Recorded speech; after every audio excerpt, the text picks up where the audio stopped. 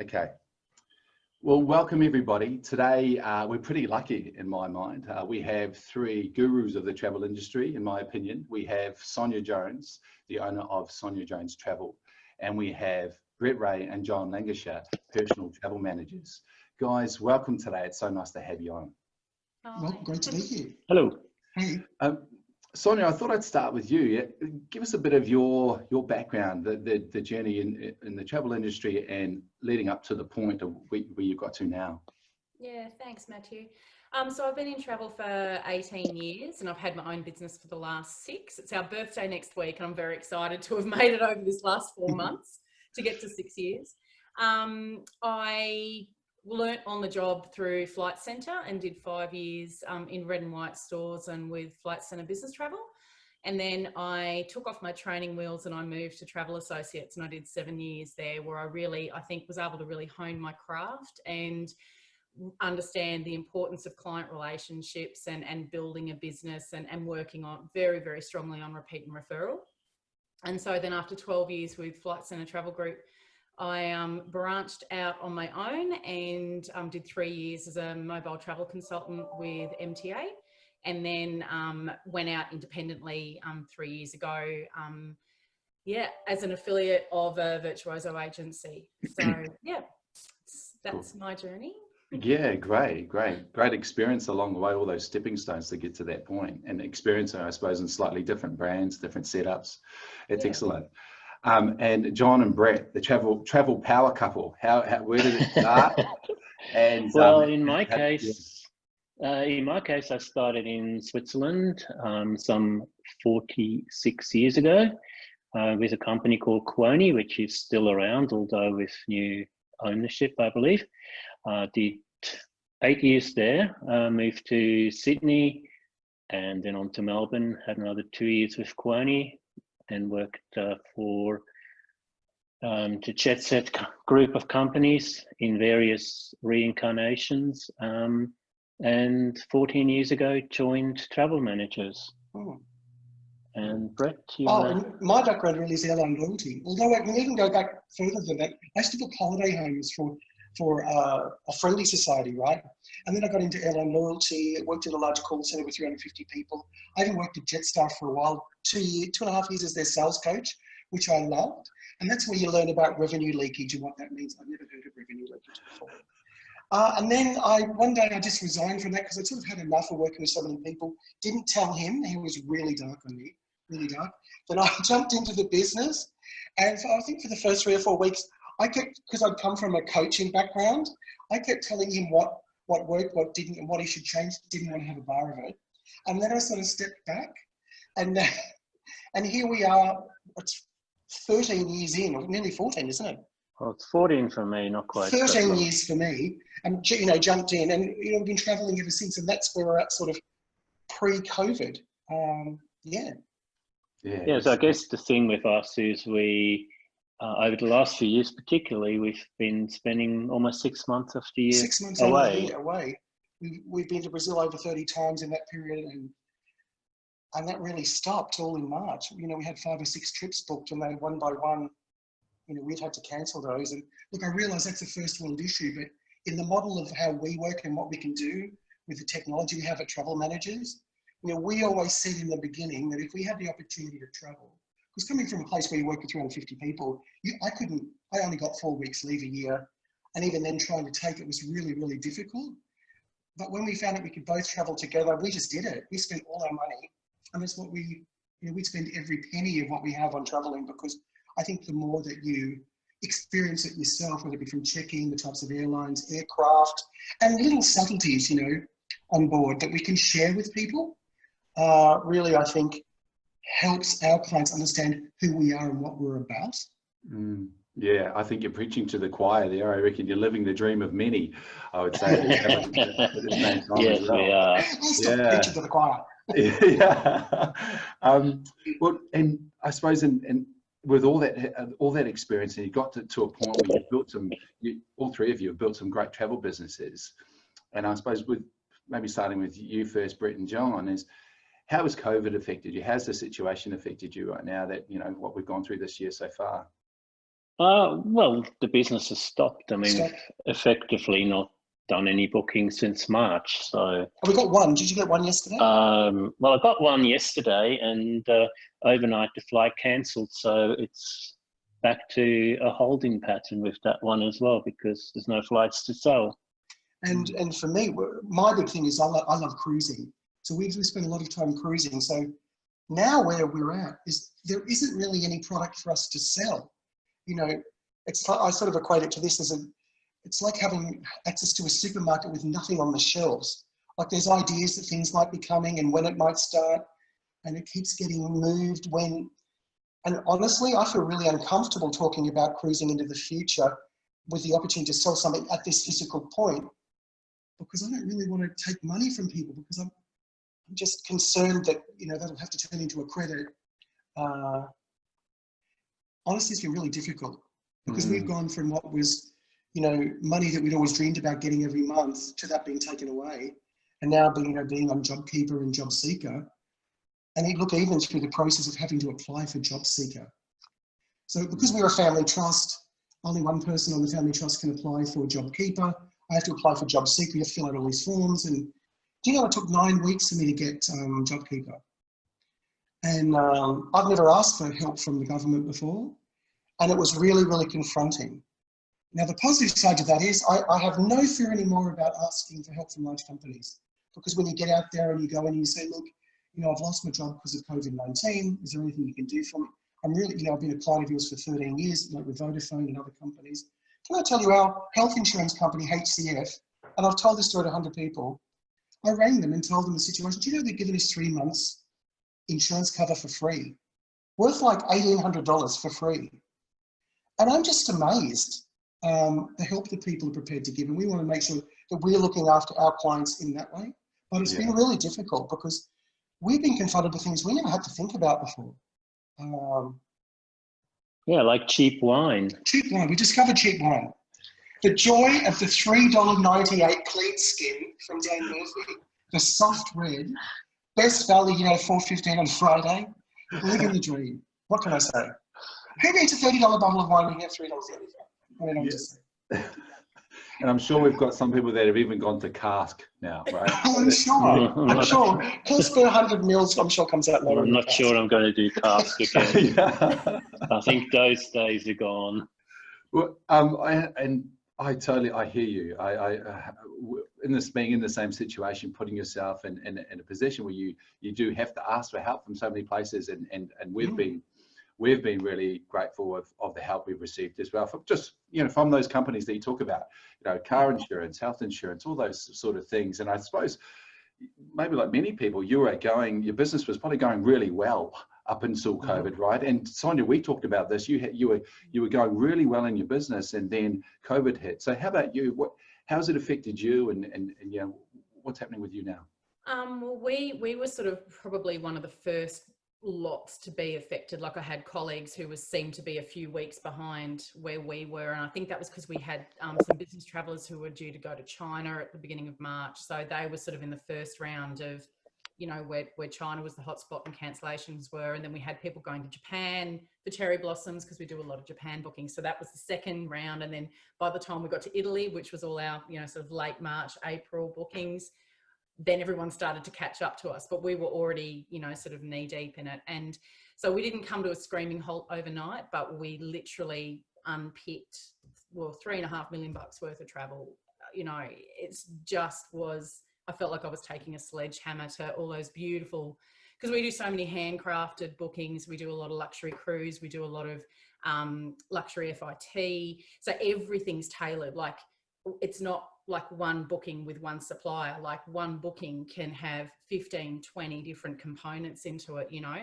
So when you're unpicking all of that, the time that took, and then obviously all the lost revenue, but more the fact, the time that we were spending.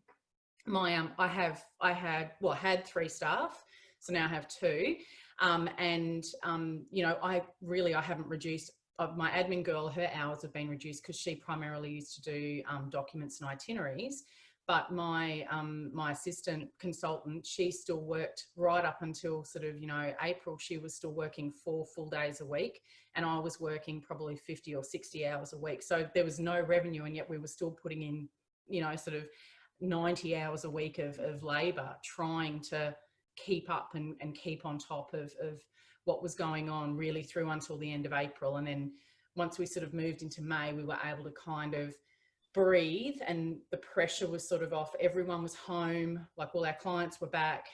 A lot of the urgent stuff had been dealt with. And so then I was able to kind of start shifting and looking at, well, what do I want my business to look like coming through this? What do I need to do so I have a business coming through this? You know, JobKeeper was a blessing, and that is definitely keeping us afloat in the sense that I've been able to keep my, you know, my 2 remaining girls on JobKeeper. Having a really low overhead and very, very lean business model is absolutely the savior. And this is the time that you're going to find that people who are mobile, home-based, virtual agents are really going to, we're the ones that, this is our opportunity to be able to reinvent ourselves and come through this on the side, because we, you know, because we don't have, you know, more, you know, sort of rent. We don't have all those high overheads, utilities and things sort of weighing us down. We need a mobile phone, an internet connection and a laptop, and you're away, you know. So yeah, I think it's a great opportunity for people who are really passionate about their businesses, who may have been in a bricks and mortar store, might have been a, you know, a consultant for another business who got stood down, and, you know, doesn't know when they're coming back, but they might have a great little, you know, sort of, you know, collection of clients and a real passion for what they do. Maybe now is the time to launch into that mobile space and to think differently about how you can do business if you're still passionate about travel. At the end of this, where there's a few of us going, I don't want to book anything again. It's been traumatic. Like, it's truly been traumatic, you know, and a real grieving process. But I think for me, probably about 3 weeks ago, I started to really see the light, and that I can see a version of what my business will look like, you know, sort of post-September through until next year. So, yeah. I'm interested in let's explore that a little bit and what the business would look like, because you guys have, all 3 of you have built great travel businesses up to this point. So I'd say there's probably things that won't change that are fundamentally core to running a travel business. And let's explore those things first, because let's say we've got some travel businesses out there that were doing okay, but really wanted to be hugely or more successful than they are. And what are some of the fundamental things in your business that has got you to a point to build a successful business that you won't change? Maybe if I could start with Brett and John, what are some of the things that have got you to a point where you're running a successful travel business and you will not change those because they're fundamentally key to it? Well, I think one of the key points for us is that we're living and breathing our business, and we do all of the things that our clients do. So we have a lot of NGO clients, and they really rely on us and our experience to, you know, to understand that what looks like a good connection on a computer screen is not going to work, because certain airports are congested and people get caught up in immigration or stuff like having people on separate tickets and having to go and claim bags and missing connections. There's a lot of those sort of things that you don't really know unless you do it, and do it all the time. And also, I think because what we're doing is we're dealing with the client who's paying for the ticket as well as the traveller. So we're trying to constantly balance that relationship, because the person who's traveling up there goes, oh, can I change to this because of this, this and this? Then we'll need to talk to the person who's paying. And it's a delicate balancing act. I hear John talking on the phone to those people all the time. So we have to come and make sure that we've got the relationship with the purchaser or the person who's paying for the product and the person who's using it. Because in some ways, a little bit of our business, I must share with you, has grown because different people have moved around to different NGOs. So this person might have started here, or there were 5 people over here, then they've left and gone to another NGO, and then we've got other little business. It's almost like a multi-level marketing growth side. And we want to keep that going to make sure we're constantly in contact and knowing where every person is working. And if we haven't heard from somebody for a little while, because perhaps they were never the person who was paying for the ticket, we want to be in contact with those people to get them to stay on our list so we can be in constant contact with them. I think that's really important for us, and that's really helped us with our business to get it grow, I can speak, to get it to grow. Yeah, I think that's the thing with us. We've not really spent any money marketing. It's all been organic, so word of mouth, referrals. And I think that's obviously everyone knows that's the best way to build a business. It's not the quickest way, but. And we want to do the right thing by the client traveling and the client who's paying. And again, it is often a delicate balancing act. It's a dance. Yeah. It's a dance. Have you built that, the NGO, you know, have you built that clientele by design? Is that something that you went out to source, or how did you pick the client? Not initially, but I think one of the things is we do have a couple of sponsor kits overseas, and with World Vision, and which came partially because we've been working with them for a long time, and so I always had passion to try and do something for the community, and I think that shines through. I think if you're passionate about what you're doing, and if you're doing things for the right reason, it shines through without actually even having to say it. And so clients in that space have just, you know, they often leave and they go somewhere else, and they kind of come back to us and say, look, I've left, but would you like to do our travel? And so that's been a really great way for us to grow this line of business, and it's now by far and away the biggest part of our business, really. And I think some of that, you know, when I first left Jetstar, coming from the training background, I started to notice things just through listening. I'd sit in the office and listen, and I'd go, oh, John, hey, I noticed that person you spoke to about that, and then, hey, where do the other people go when they leave? And then we started to track that a little bit, and then it sort of just got bigger and bigger and bigger. And I've always seen him as being to have the ability to get anyone from a no to a yes. If anyone can convince someone that they should do something, it's John. And it's grown from there. You know, when you put the effort in to listen to people and see the opportunity, then you can bring the change about, I think. Yeah, and it sounds like a lot of, you talk about that kind of multi-level marketing is because you've built relationships, and exactly. They might change business, the relationship is still there with that. Absolutely.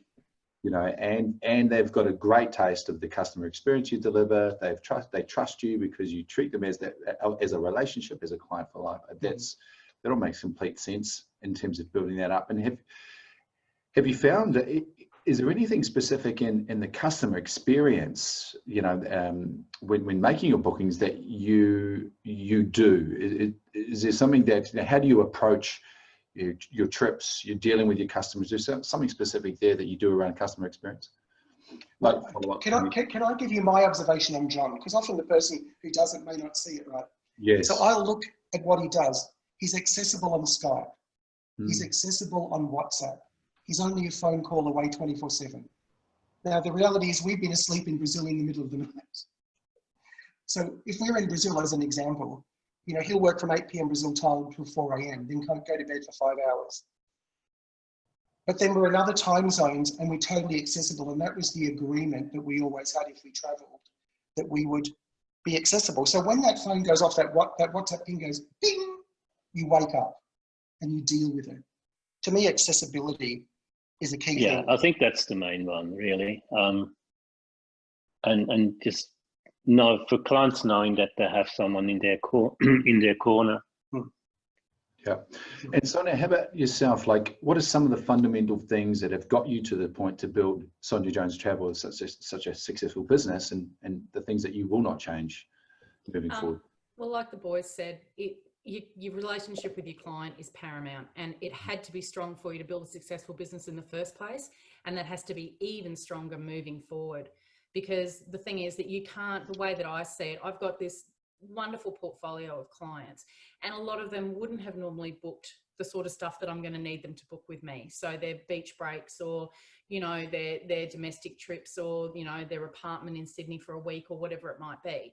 That's the sort of stuff that a lot of them did themselves. And I looked after the bigger picture stuff, the harder stuff, the more, you know, the international stuff. But for me, having those relationships with them, I have been in constant contact with them from the moment that COVID hit, whether they had bookings or not.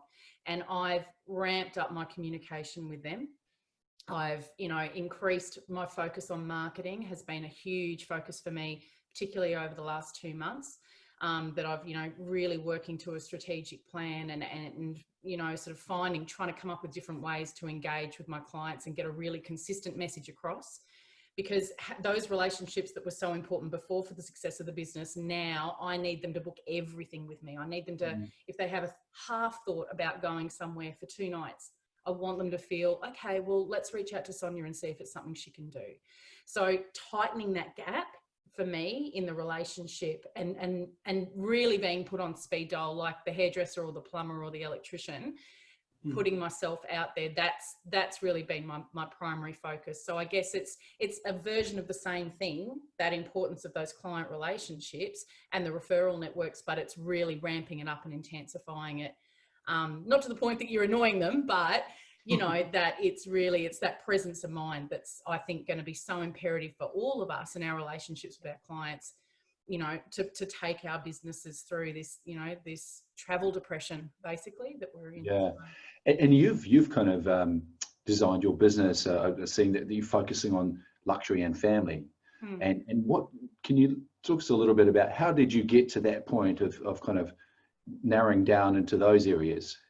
I think that, you know, the way that you've got to cut through the noise is to have something that you're known for in this industry. Because if you just try to be everything to everyone, I book everything for everyone, but I can't make a name for myself being known as a Sonia who does a bit of everything, you know. So for me, in the early days, I really was known for booking trips to Japan, because I lived in Japan. I speak Japanese.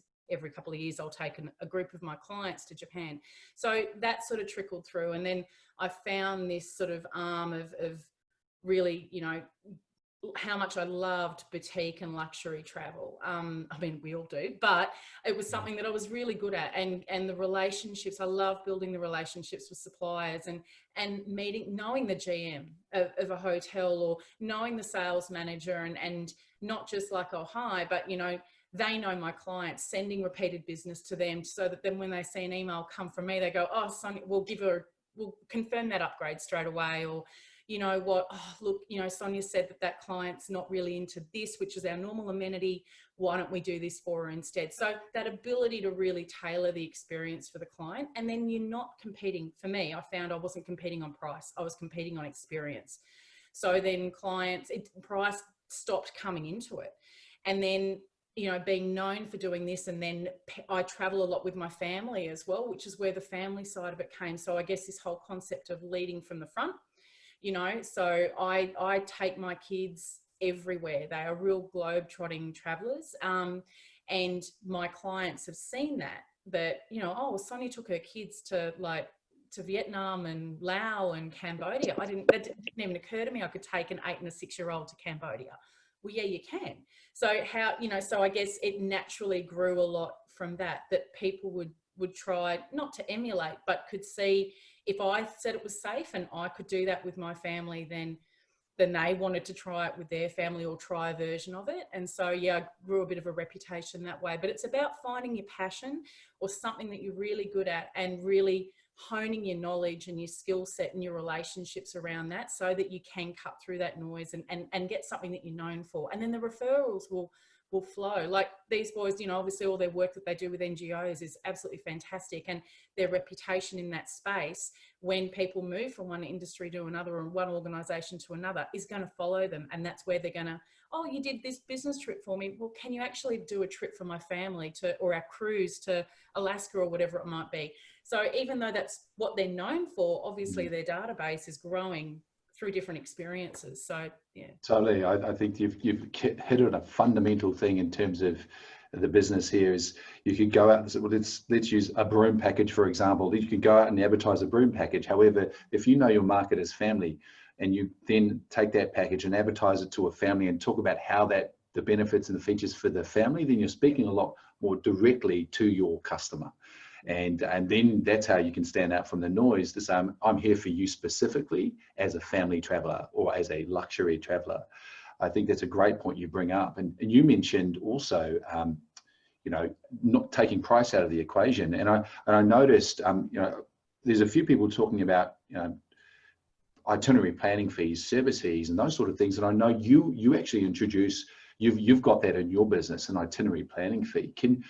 I think a lot of people are interested in how that works and how did you bring it in and how do you maintain it and how do you say no and yes, and can you talk to us a little bit about that?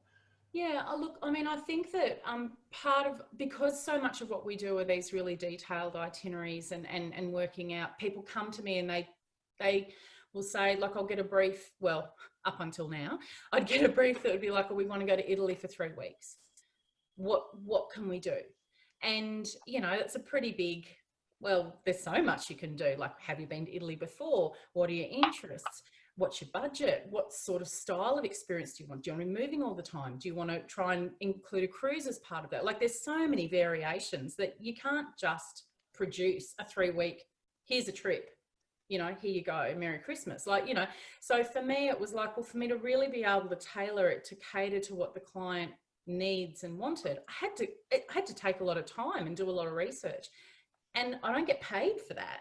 No one's paying me a wage. I'm not on an hourly rate. Like, I'm not, you know, so it was like, in order to be remunerated for my IP, for my experience, for all those conferences or my own travel or my meetings now all the Zoom calls that we do, constantly learning and training and growing our knowledge base, I had to be remunerated for that. So it was a way to get clients to commit, that they knew that you're a professional, that this is a professional fee, but also 2, that you knew that they knew they were going to get something. So that wasn't just, oh, can you put something together and then you've had, you know, 15 minutes where you've chucked a couple of things in an email and given it to them. They know if they're paying for this, that they're going to receive, or they deserve to receive something that is, you know, significant and well thought out and tailored and aimed at them. So I've had the fee in place now probably, I don't know, like 3 or 4 years. And look, you can use your discretion with it. But since COVID, one of the things that I've done in this last sort of little while is to really make a decision for my business moving forward about really committing and charging these fees. And I've gone through, and it's now very transparent. It's on my website. Every client, when I do a quote, I send them a copy of my schedule of fees. And, you know, and I say, well, look, you know, I'm happy to have the conversation with someone, but I can't do 2 or 3 hours of work and not be paid. I can't book a ticket, you know, that's then going to potentially be cancelled or whatever and not get paid. So no one else works for free. And for so many years, like travel agents, particularly here in Australia, we have worked for free. You know, and we can't anymore. I've spent the last 4 months working double, plus giving back all the income that I've earned over the last 12 months. I can't do it again. I can't do it again. And I don't, you know, and if I want my business to survive, I have to be remunerated. We all have to be remunerated for it. So I think that it's about working out what you're comfortable with, finding a way, being transparent with the client, because hiding it is not good. If they know what they're paying for up front and deliver on that expectation as to what you're giving them, then, you know, I think that going down the path and thinking and workshopping how you're going to include fees and how you're going to structure that and what works for you in your database, I think that's a really important thing that every travel consultant that wants a job moving forward has to really now sit down and look at. We can't be scared of it anymore. Interesting, really interesting. And John and Brett, you know, Sonia touched on transparency there, and that's also been something that's been talked about, transparency. And how does transparency show up in your business at the moment? And does anything change moving forward in terms of transparency for you guys? I think we've always been pretty transparent with costs. So we do have a booking fee, which we do state separately. I think there's still always room to improve on the transparency side. I mean, as Sonia said, I think we're all used to making bookings. We're not so good at undoing all the bookings, and so I think a means of making sure that we keep our commissions is certainly something we need to look at in much more detail. And so I think the terms and conditions moving forward is something that's going to be laid out a bit more clearly again, so that there's no one questioning if you're not giving them 100% refund after you've done all the work and then some more to unpick everything. What he said and what Sonia said. Yeah. Excellent. And I think there's, for some agents, there might be this fear of being transparent, but look, just so you know, on the other side of transparency, it becomes a lot more, it builds trust, right? Builds trust and builds. It does. For sure. You know, and not only builds trust, but saves you time on the back end. You know, when you don't have to have the conversation about, hey, what's this fee and why am I getting charged this, and all of this does save you time, obviously, and also outside of a pandemic saves you more time. But obviously, we're still probably having those conversations being in a pandemic because people obviously see it as something different. However, in terms of what to do now, you know, we've talked about, you know, how you've got to this point in building your business, how COVID's affected you, you know, what's kind of helped you build your business up to this point for it to be successful. How do you progress? What are some of the short-term, long-term things now that you do in your business to maybe make it through, or to continue to do what your passion is, which is selling travel and traveling? Maybe John and Brett, if you could speak to that a little bit. Well, I think when we decided that we wanted to go on a domestic road trip, well, an edited version of a domestic road trip, given the chance and being able to do it, we would have jumped in a car and gone all around Australia and spoken about it through our live things that we do to our internal group of people, talking about domestic destinations that we've never been to before. So we're just in Tweed Heads now, and I haven't stayed, it's not Tweed Heads, it's Salt, what's it called? Salt Beach in Kingscliff. Oh, Salt Beach in Kingscliff, that's where we are, for Mantra. By the way, they're not funding our stay here anyway, whatsoever. Luckily, we used our Accor points that we had to fund it. So we're out and about on the road in a car, and because we've had a few months at home, you know, not going to restaurants, we've been able to get the costing down really, really low. But we felt as though we needed to experience domestic travel in a way that we would do it had we been overseas. So we did a couple of nights on the Central Coast, we did a couple of nights at Coffs Harbour, we're doing 4 nights here, then we're going back 2 nights in Port Macquarie, 2 nights in Sydney, down to Wollongong, and going domestically to Tumut, which is in the Snowy Mountains, before we get back to Melbourne on the 6th. So we're talking about that, and we've been getting a lot of interest from people about the domestic side of travel, because there's still confusion, I think, about what states you can go to and where you can exactly go, you know, in the world of media out there, what they're saying. So we just thought it was a good idea for us to experience it ourselves that we never would have done before had we not had this pandemic. Yeah. So it's questioning the way we've done things in the past and what we're going to do in the future. At least we can talk about it now, a true domestic experience road tripping. Yeah, Yes. and I think absolutely, as Sonia said, we're kind of almost shaming our clients into booking their domestic trips through us, because international isn't happening anytime short term. We'd love some juicy domestic Accor bookings. We'd like some juicy cruises as well. Yes, we would, when they happen. Oh, I think that's brilliant.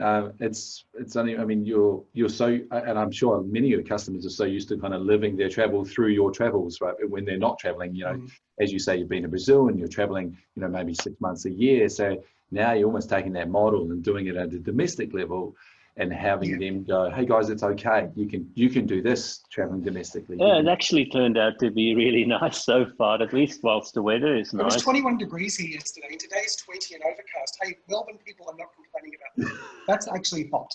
For us, that's hot. Yeah, we've got a friend with us who's been complaining it's too hot. Yeah, it's too hot. Yeah. I think I saw one of your videos, Brett. You were on a ferry somewhere. You're on a ferry. Oh yes, we did. Yeah, Oh yes, we did the fantastic Port Phillip Bay ferry from Geelong through to Melbourne. It was like going on an international cruise. In fact, I wish they'd sold. Actually, sometimes it could feel like that. Geelong's a great place, by the way, beautiful. You must visit. If you haven't visited, go to Geelong and do the Port Phillip Bay Ferry. It's $18 one way, isn't it? Yeah, Yeah. and $16 if you're on concession, By the way, if like we could most find a of way to us. get Coming to commission, we would Tourism choose some sort of- Australia webinar or We something. need to talk them to getting a code. Click here. I think it's brilliant. I'll take Yeah, 8%.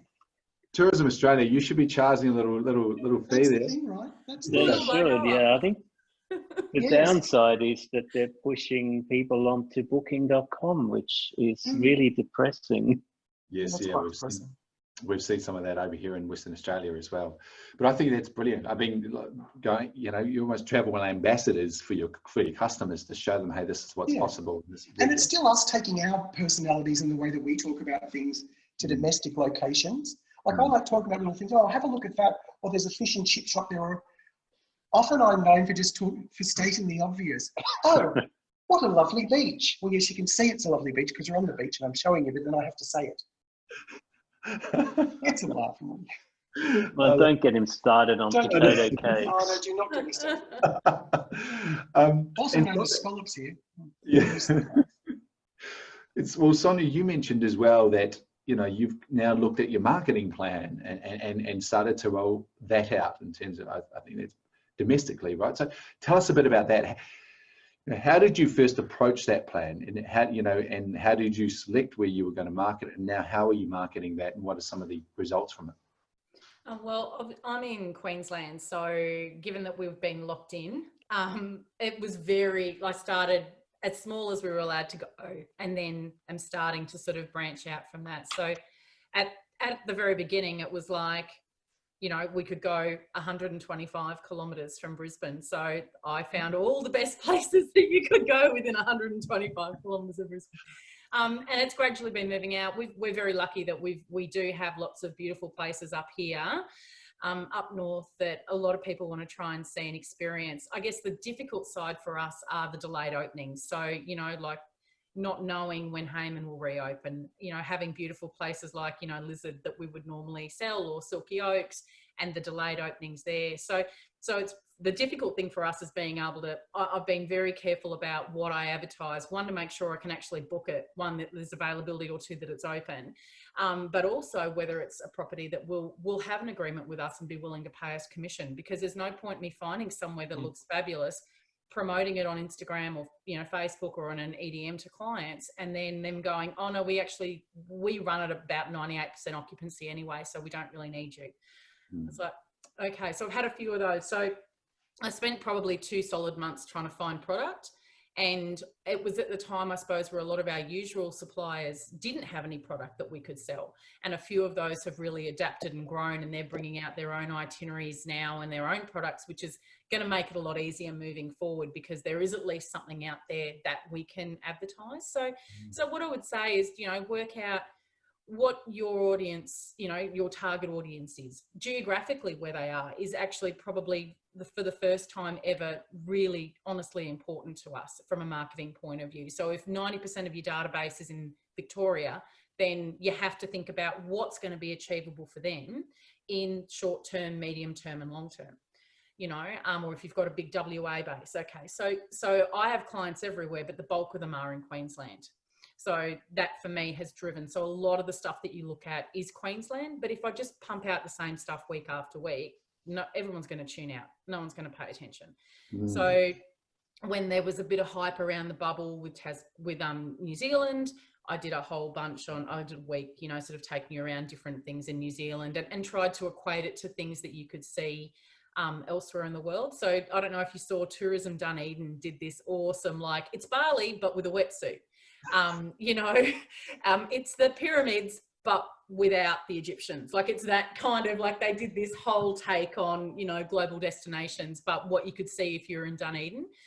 So, it's about that. It's about trying to find the things that your clients love and what their passions are, whether that's a style of travel, or, they might be real foodies, or they might love outback bush experience, or African safaris and things like that. We'll find somewhere where they can go glamping, or find somewhere that has a really fabulous, wine tasting, you know, program that you could do for them, or they might really be into wildlife. We can't do zebras and giraffes, but we can do sea lions and whale watching and things like that. So it's that, for me, that's been very much the tenor of it, just trying to find things that are within my locale that, one, I can book, and two, that might be a different take that clients aren't necessarily thinking of that destination on. So yeah, rediscovering Australia. Yeah, and it sounds like you're playing a highly active part in putting those deals together, you know, calling direct to and organising. Are you also obviously organising contracts directly with the supplier to be able to put those deals together? Is that varying ways. So some of it's trying to reach out directly. Others is just looking at suppliers that we have used in the past for different things and really trying to tap into the itineraries and the agreements that they have. And if they don't have something, say, hey, I think there's a gap in the market for this. Would you be willing to put a package together, or a tour together, or something that we can take to market for you? So yeah. And I wouldn't mind exploring a little bit more into what you said earlier about retraining or educating your clients that, hey, you can be a domestic option for booking. You know, I can book your stuff. What other than the marketing that's going out, is there any other stuff you're doing with getting your clients to look at you being front of mind and you know, other than the deals for the domestic? I think so nothing that I've advertised is price-based as well. So just going back to that. So everything is just about inspiration and destinations. You know, so yeah, nothing's gone out with a price on it. You know, I think I had one thing, which was a friend's tour that she's put together. That's literally the only thing that's gone out in the last 6 weeks with any price attached to it. So it's all about the experience and the destination and the possibilities that are out there. So that's probably the first thing with that. But I guess it's using, like, I don't do Twitter or anything like that, but Instagram, Facebook, and email marketing and my blog. They're the 4 platforms that I use, and it's just trying to hit everyone across all of those platforms, because if they didn't see it on Instagram, well, they might see it on Facebook. If they didn't read the email, they might see the blog. So it's just, you know, it's just, as I said, it's that constant connection with your clients in every format that you can. So, you know, like, it sounds like the guys have, like Brett and John do, like a closed group with their clients, you know, where they're doing their little videos and things like that. So if that's what you do, that's, you know, utilize whatever platform it is that you engage with your customers in. And just keep getting that message there. And look, to be honest, I've begged as well. Like, I've been like, please bother me. Like, I know that you said you don't want to bother me, but please bother me. And it's not embarrassing to ask for 3 nights at the Gold Coast. If I can't book it, I will tell you. But come to me and give me that opportunity. And I think that's the thing. It's just about being open and honest and connecting. And do say, guys, we have nothing. Like, our shelves are empty. So the little bits that we have, please give us the opportunity to try and book it for you. So, absolutely. If you don't ask, you don't get. And some people, Absolutely. all they need is just to know that you can do that. Some of them are probably sitting there and going, I'll just normally book it the normal online, but just letting them know, hey, just book it with me. Okay, great. We'll go ahead and do that. We've dealt with Sonia in the past on international. She's been brilliant. Why wouldn't we do that? Now that we know she wants that sort of business.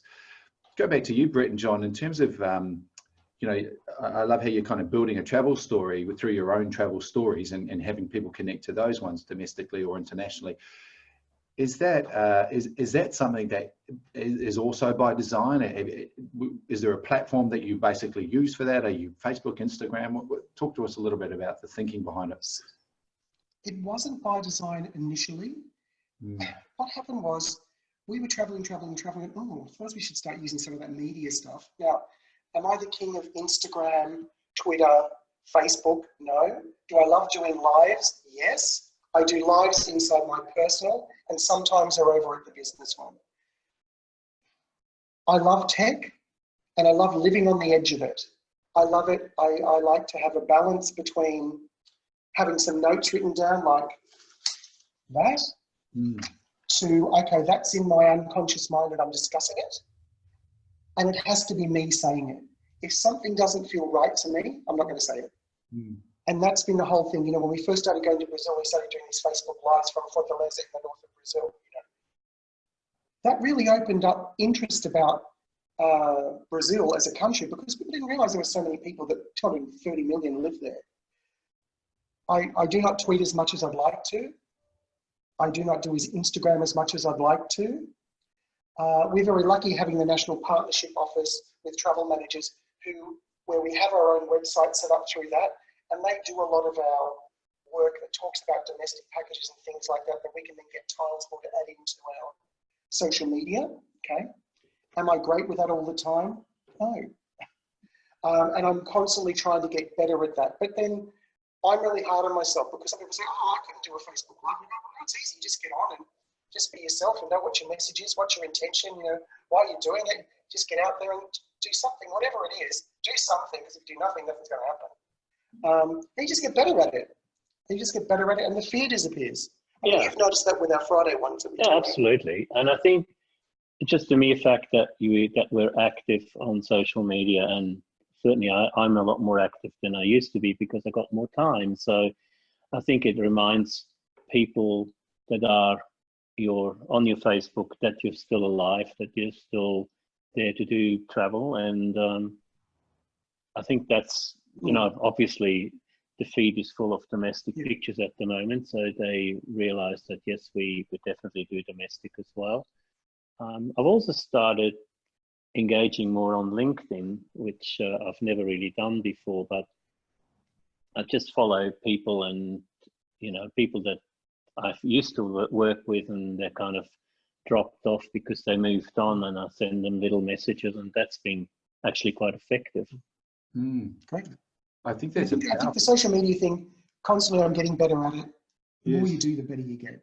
You know, I do little videos. Actually, I meant to have done one today, a little edited video for our 4:30 drinks that we have in our group. I haven't done that. I'll do that after this. I think that's a really powerful message that you're sending there, is that even if you have no experience, you've got a little bit of fear behind it. Now's the time just to take that step forward and give it a try. You know, and don't be afraid of making mistakes. Don't be afraid of messing up. And I think what's funny enough, more and more people have been doing it. And I think what's become acceptable is just being authentic. You know, saying something incorrectly and going, okay, I messed that up. Sorry, I meant to say, that's okay. Just own it is what I say. Just own it. Yes. And that realness comes across on the screen, and imperfect is almost better now because people can relate to that. I think that's a really powerful message. What I think one of the other things that would be powerful for people to know is the mental perspective, the mindset now, you know, and I think, Sonia, while you didn't say it directly, I think you've talked about things that make me think that you've now changed your mindset, and, you know, of what it was in COVID, and now what your mindset is moving forward. And for those guys that are possibly in that mindset that when COVID first hit, how did you transition? What is the new mindset you have? You know, where were you, and what kind of advice can you get the guys? So what kind of mindset do we need now moving forward? I think that the first thing is to understand and admit that everyone's on a different journey, and some people are going to be okay today and not tomorrow, and that's absolutely okay and absolutely normal. And there's other people that just feel so lost still at the moment and can't see the way forward, and that's also okay. There's no timeline. There's no right, well, you've got until this date to sort your shit out, basically. Like it's so different and such a personal journey for everyone. And I've said before to people, it doesn't matter whether you're an agency turning over $100 million worth of travel, or you turn over, you know, $1,000 worth of travel. It doesn't matter. Everyone has been affected by this. And it's going to, and everyone's got other stuff going on in their context, not just work. So, you know, whether their partner's out of a job as well, you know, what homeschooling was like, whether they've got elderly parents, whether they've lost a loved one, like there's so much going on for everyone. So there's no right path. But I think for me, I really, about 3 weeks ago, once I started to sort of, for me, it was once the bulk of all the cancellations and the refunds, and I felt that we were starting to get a bit of traction. We started to see some money coming back in. We started to not have the constant emotional barrage, but also verbal and email barrage from, you know, clients who genuinely have every right to be asking, you know, where's my money? How long is it going to take? We put that in 2 months ago. I still don't have anything, or they've changed the policy on this, and just all of that, the lessening of that, being able to get some some space mentally around all that constant, you know, just negative that we had. That's where I started to be able to breathe. And then once I could breathe, then it was like, you know, and I could see there was some traction starting to happen with my marketing stuff. And, you know, for some people it doesn't make a difference, but for me to get 10 new likes in a week on my Facebook page, that's a green shoot for me. That's like something I can be happy about, you know. Other people like, oh, I got 100 likes, who cares? And I'm like, oh my God.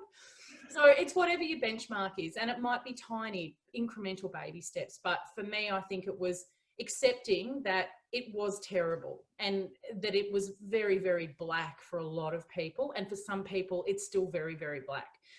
So that, you know, it's dealing with that. It's getting help. Like, I think that it's, you know, I was really like, I don't need help. I don't need help. And my husband was like, I actually think you're depressed. I think that you really actually need to think about this seriously. And I'm such a doer and such a solutions focused person. I'm like, right, this is wrong. What steps do I need to make it right? And I couldn't fix this. So, you know, I think admitting that is the first step. And then, and acknowledging that it's okay to feel like that. And then it's once you find that space, as I said, for me, that mental space that meant I could breathe, I could see some hope. And then over the last couple of weeks, starting to get some bookings through, all domestic, but, you know, some really lovely ones, you know, for Lord Howe, for WA, for the Northern Territory, little local ones, you know, but just understanding that these are bookings that my clients would not normally have given me, and they are investing in me. And whether that's one person a day or one person a week, but that's one client who's gone, Sonia, I'm with you. I'm here to support you. And that, for me, they're the green shoots that I needed to keep me encouraged and to keep me moving forward in that positive headspace. So, yeah. I think that's it's a really powerful message to once you can, like, wherever you're at, that's okay. You're at wherever you're at. But if there is an opportunity to see those little wins along the way and recognize those, then it's worthwhile doing that, you know.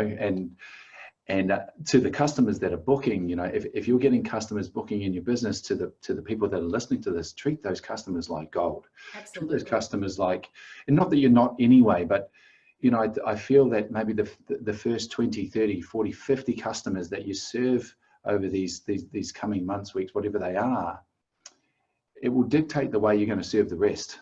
You know, it's now time to set a new standard for yourself, if you needed to, in your business of customer experience, because what do those 20, 30 customers do? If they have an amazing experience with you, they tell someone else about it. So, and for yourself, Brett and John, the mindset of things, where are you at now, and have you transitioned from the initial shock of COVID, and what advice could you give to people out there in terms of that? Well, we're certainly over the initial shock. It's just that the shocks keep coming in, you know, 1,000 little cuts, and I think the uncertainty is probably what's the biggest challenge for everybody, is the fact that we don't know how long this is going to go. We don't know when the borders are going to open. And I mean, for us, I won't pretend otherwise, for us, until international really starts, we're not really going to have a great business, because we would have to completely reinvent what we do, because, you know, obviously all our NGOs don't suddenly go domestically because they can't go and visit their projects. So I think acknowledging what the reality is, as unpleasant as it is, I think is important. They'll probably just get out of the house, quite frankly, is important, because if you get a bit of sunshine, you get a bit of, you know, when we went down to Geelong, being on a boat and feeling like you are on a cruise, even if it's just a short one, it gets you into such a much better headspace. We came back from that Geelong trip in such a positive frame of mind, because you were actually outside and it really did feel like we were on the sea. And I'd also say, I took on a little side gig, liquid collagen and skincare, and they've had some great training that I've been involved with. And again, coming from a training background, when you are the person leading the training and then you go and do some external training, it's great to be reminded you know, just to step away from a product that you know and a way that you talk about things to learning a new way of talking about things, particularly visiting what you're saying to yourself when you're alone. You know, what are you saying to yourself in your head about where I'm at? What's the story that you're constantly telling yourself? And I think the last probably 6 weeks, that story has changed in my head, thanks to being taken out of my comfort zones and being really pushed to do some things that I hadn't done, asking for help, really having to have those conversations about, well, no, this isn't the way it's going to work. I think we need to do this, this, and this. Whereas perhaps in the past, with us working together, with him being my husband as well as working together, I've listened to him as the lead. Whereas long ago, 13 years ago, I was always the person leading. He's been the person leading, and I've had to really step up and do that. And perhaps sometimes that hasn't felt great every now and again, because, you know, we spend so much time together. But I'm definitely at a different place now, which is really good, because we were at a very dark place in the beginning. And now I feel as though, particularly being away up here, out into the light on a road trip in a car with a couple of friends in a nice new car that we conned our friend into driving. Yeah. Dodgy travel person, or something. Because we don't have a car ourselves. We don't have a car. So we've always been committed to not having a car when we live in Windsor, because we're only 7 k's from the city, and it sort of offsets our flying a little bit. Maybe not. Not sure. This much. So I think we're doing okay, and we're constantly keeping ahead. And even from today, from this call, can I say, Sonia, your energy has just given us so much back. I was tempted to take notes, right? Here's the thing. We'll be but I wasn't sure if we were on camera the whole time. We'll rewind the... We'll be going back to look again, Sonia. Thank you. We're stealing all your ideas. Brilliant. It's sharing, not stealing. It's sharing. It's a compliment if someone steals something. Sharing, Sonia. Well, we'll have... We'll come and visit you in Queensland at some point for a drink when we can. I'd love it. We can meet in person.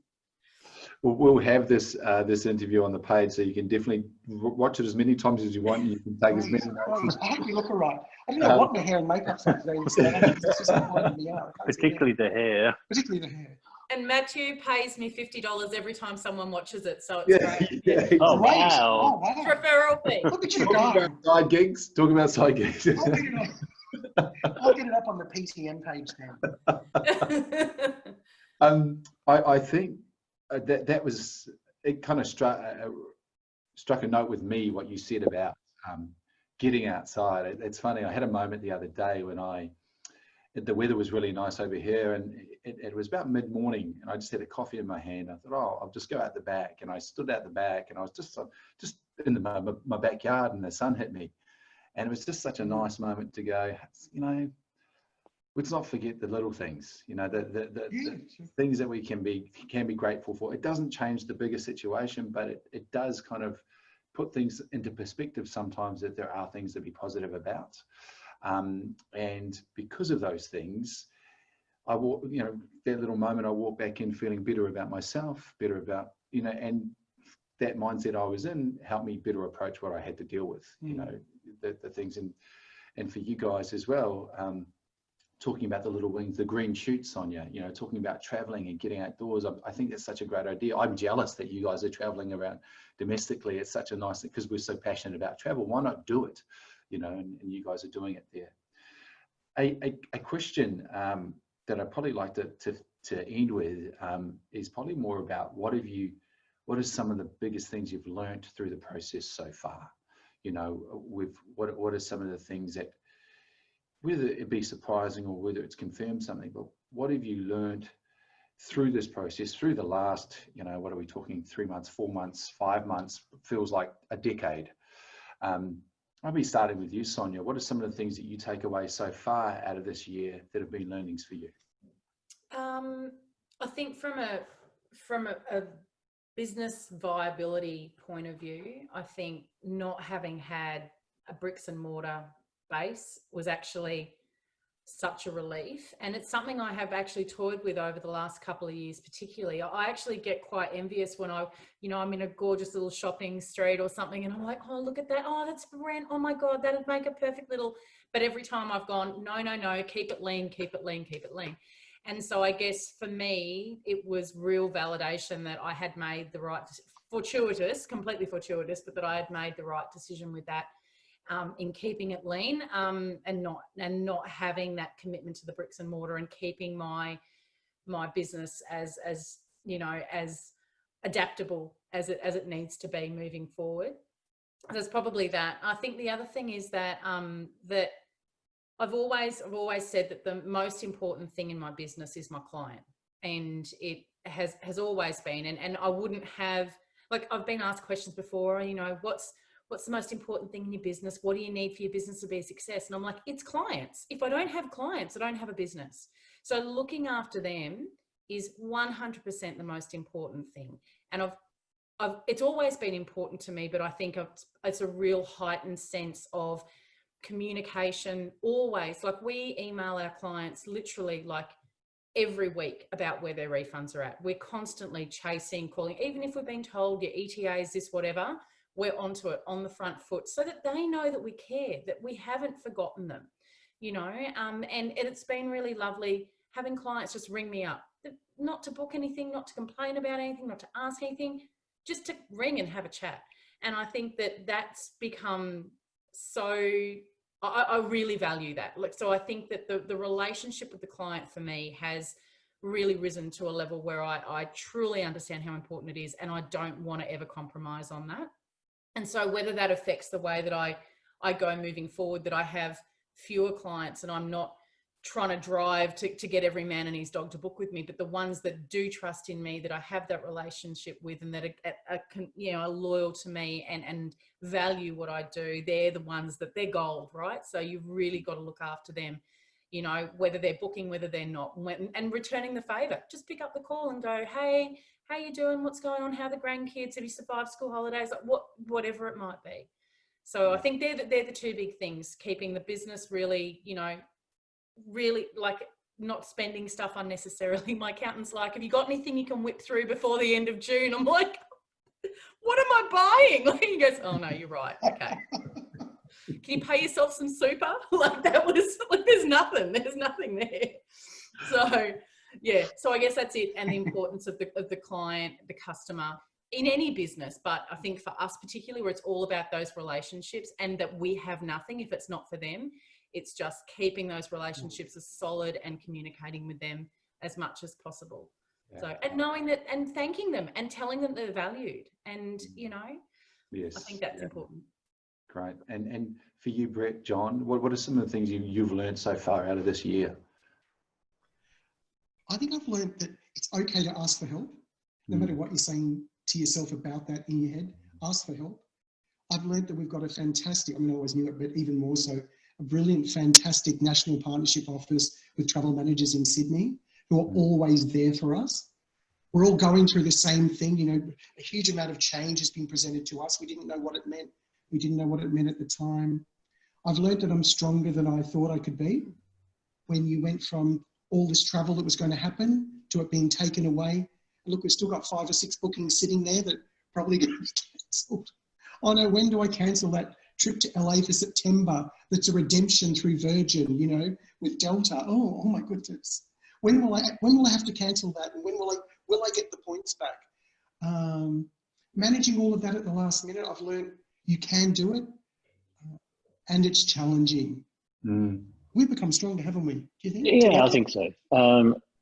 And as Sonia said, I mean, the clients are everything, and we, notwithstanding the odd one that gives you the shits, but generally we're so lucky. You can beat that out. We're so lucky with the clients that we have, and they've been wonderful. And you know, just clients actually emailing and saying, "I've been thinking about you. I hope you're okay." And got one sent me a Skype message saying, "Oh, I just woke up this morning, and you know, whilst you're not in the field with us, but you are so part of what we do because you get us there safely and you care about what we do." And I mean, that was just that really made my day.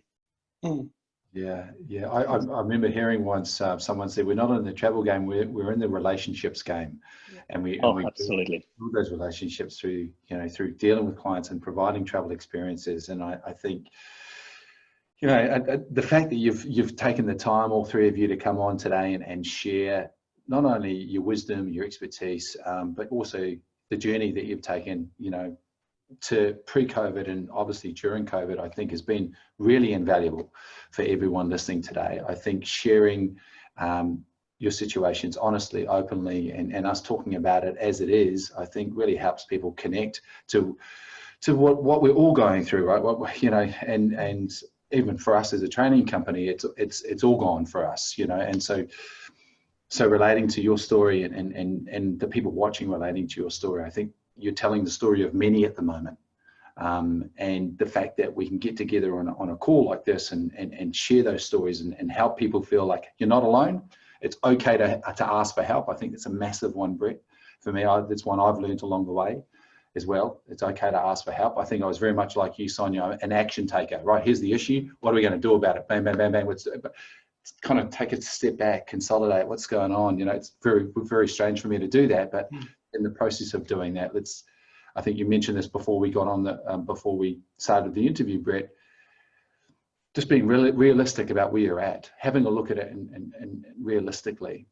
And then from that place of realism, what can we do now? What's important to us? What are the green shoots? What are things that we can celebrate? Who can we talk to? Who can we work with? You know, who's doing what we want to do and how are they doing it? Is there anything that you'd like to, anything you'd like to say before we wrap up at all? Any advice or any comments at all before we wrap the? Well, I have something, Matthew. Yes, you're in Perth, right? I am. Yes. Well, if the state opens up by the 25th of, when is WA going to start up? When are they going to open their borders to Victorians? Do you know? Well, they're considering August at the moment. Damn, Yes. we've got a Virgin flight booked for the 25th of July, coming back August something. Do you know anyone? Do you know? We Yeah. might get to see you for a drink. Who knows? Who knows? Well, we'll put it out there. So what's the detail? We'll put it out because No, it's not. I get the point. It's just one of those in the list of ones to go. We'll see you eventually. We'll get over there. We'll get there. We will. Oh, that would be amazing. That would be amazing. I'm sure there's so many people that would love to catch up with after this has all happened and kind of say, hey, we went through it, we got through it, and it was, I suppose, the glass half full. You know, when you go through any sort of tough situation, there's that.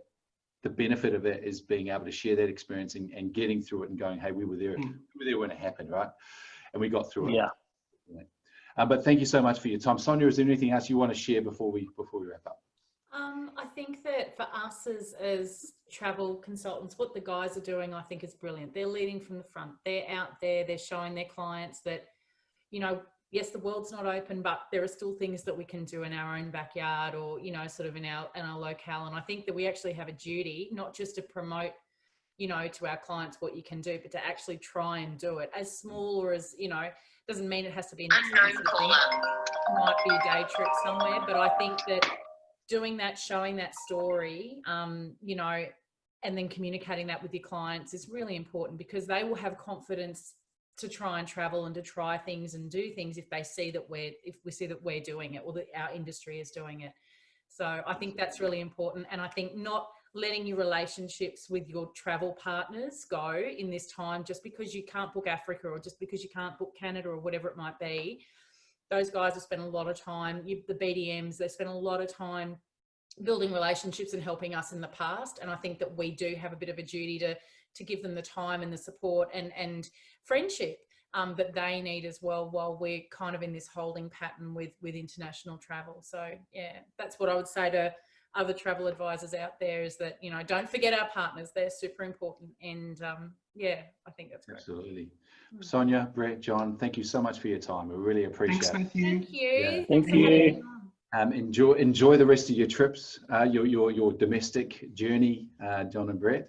And I know you're traveling soon tonight, I think. Tonight, I'm so excited. I get to drive 125 kilometres. Wow, awesome. So, enjoying what we're passionate about, traveling, absolutely. But once again, thank you so much for your time. I'm sure everyone's got a lot out of speaking with you today. Thanks so much. Ciao, ciao. Pleasure. Ciao.